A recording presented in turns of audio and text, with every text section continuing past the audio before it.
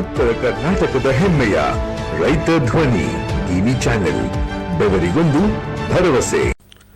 ರೈತ ಧ್ವನಿ ನ್ಯೂಸ್ಗೆ ಸ್ವಾಗತ.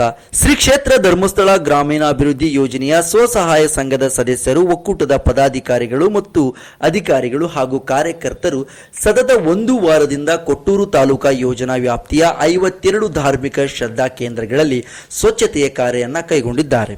ತಾಲೂಕಾ ಯೋಜನಾಧಿಕಾರಿ ಎಚ್.ಡಿ. ನವೀನ್ ಕುಮಾರ್ ಮಾತನಾಡಿ, ಧಾರ್ಮಿಕ ಕೇಂದ್ರಗಳು ಮನುಕುಲಕ್ಕೆ ಬದುಕುವ ರೀತಿಯನ್ನು ತಿಳಿಸುವ ಕೇಂದ್ರಗಳು. ಸ್ವಚ್ಛತೆ ಪರಿಕಲ್ಪನೆ ಧಾರ್ಮಿಕ ಕೇಂದ್ರಗಳಿಂದಲೇ ಪ್ರಾರಂಭಿಸಿದರೆ ರಾಜ್ಯದ ಪ್ರತಿ ಮನೆಯಲ್ಲೂ ಸ್ವಚ್ಛತೆಯ ಜಾಗೃತಿ ಮೂಡಿಸಬಹುದೆಂದು ತಿಳಿಸಿದರು. ವೀರೇಂದ್ರ ಹೆಗಡೆ ಅವರ ಸ್ವಚ್ಛ ಶುದ್ಧ ಕೇಂದ್ರ ಎಂಬ ಪರಿಕಲ್ಪನೆಗೆ ಇದೇ ಸಮಯದಲ್ಲಿ ಚಾಲನೆ ಕೂಡ ನೀಡಿದರು. ಕೊಟ್ಟೂರು ಯೋಜನಾ ವ್ಯಾಪ್ತಿಯಲ್ಲಿ ವನಿತಾದೇವಿ ದೇವಸ್ಥಾನ, ಕೊಟ್ಟೂರು ರಾಜೀವ್ ನಗರ ಚಿರ್ಬಿ ಹಾಗೂ ಗೊಲ್ಲಿರಹಳ್ಳಿ ಆಂಜನೇಯ ದೇವಸ್ಥಾನ, ಮಲ್ಲಿಕ್ ನಾಯಕನಹಳ್ಳಿ ಹುಲಿಗೆಮ್ಮ ದೇವಸ್ಥಾನ ಸೇರಿದಂತೆ ಯೋಜನಾ ವ್ಯಾಪ್ತಿಯಲ್ಲಿ 52 ಧಾರ್ಮಿಕ ಶ್ರದ್ಧಾ ಕೇಂದ್ರಗಳು ಸ್ವಚ್ಛತೆಯನ್ನು ನೆರವೇರಿಸಲಾಗಿದೆ. ಇದರಲ್ಲಿ 1503 ಸದಸ್ಯರು ಕೂಡ ಭಾಗವಹಿಸಿದ್ರು. ಯೋಜನೆಯ ಕೃಷಿ ಅಧಿಕಾರಿ ಮಾಂತೇಶ್ ವಲಯ, ಮೇಲ್ವಿಚಾರಕ ರುದ್ರೇಶ್, ಸಾವಿತ್ರಿ ನಾಗರಾಜ್ ಸೇರಿದಂತೆ ಯೋಜನೆಯ ಎಲ್ಲ ಅಧಿಕಾರಿಗಳು, ಸೇವಾ ಪ್ರತಿನಿಧಿಗಳು, ವಿಎಲ್ಎಗಳು ಪಾಲ್ಗೊಂಡಿದ್ದರು. ವರದಿ ದಾದಾಪೀರ್ ಕೊಟ್ಟೂರ್, ರೈತ ಧ್ವನಿ ನ್ಯೂಸ್, ಹಾವೇರಿ.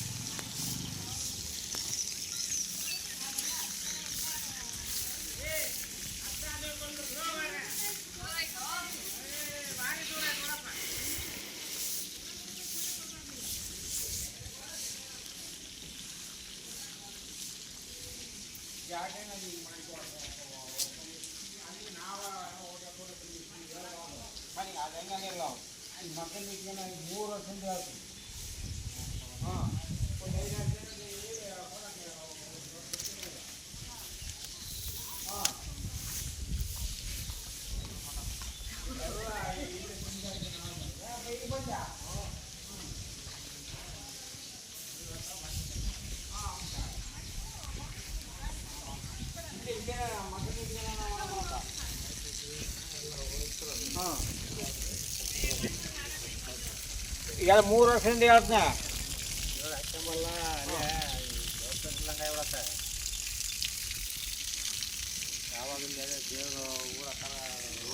ನಮಸ್ತೆ